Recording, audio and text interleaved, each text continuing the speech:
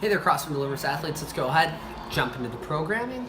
We're going to be doing our EMOM that's related to ring dips and muscle ups. So go ahead, make sure you're working for that full 6 minutes, right? And remember that 30 seconds on the back end for the hollow body, that is supposed to be hard, right? Keep yourself to a high standard on that hollow body hold, and then go ahead and accumulate quality reps during the 30 seconds of work for the ring dips and muscle ups.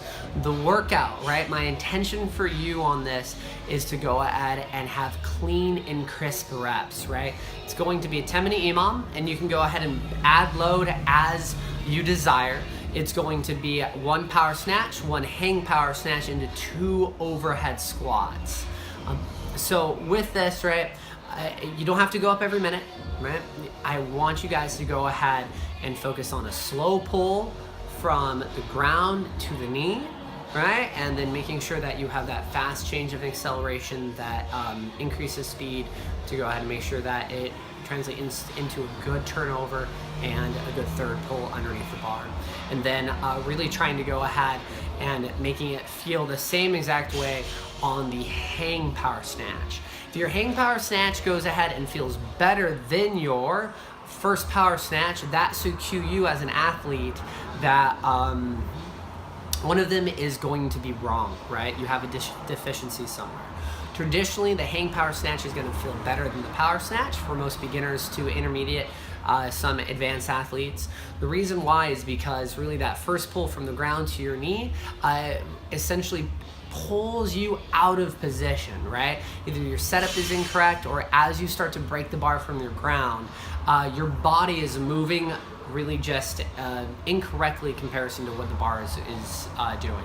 So your goal is to go ahead, and if the hang squat snatch feels good, it looks good, then go ahead and try to make sure that power snatch feels the same exact way when you're above the knee. If that's happening, then that should cue yourself that your first pull from the ground to the knee is going well. Something's going right, and you just need to ride and lean into that feeling. And then of course we're just getting just some repetitions with the 3 overhead squats after that, getting used to being down in a squatting position in an overhead squat. Right? So guys, have a wonderful time with this one. Should be fun. And remember, just keep the weights and such that everything is looking quality reps, right? With that, just 2-minute hard style plank after that. Think of mobility wise, you want to go ahead and really try to open up the hips, the hamstrings, the ankles as much as possible. And stability wise, right, since you are squatting, you want to go ahead and try to turn on your glutes as always. Midline and then thoracic, really trying to go ahead and make sure you can extend and get that upright torso through the upper back and not just arching through the low back. Remember, we have Frosty Friday this weekend, this Friday. Look forward to seeing you there.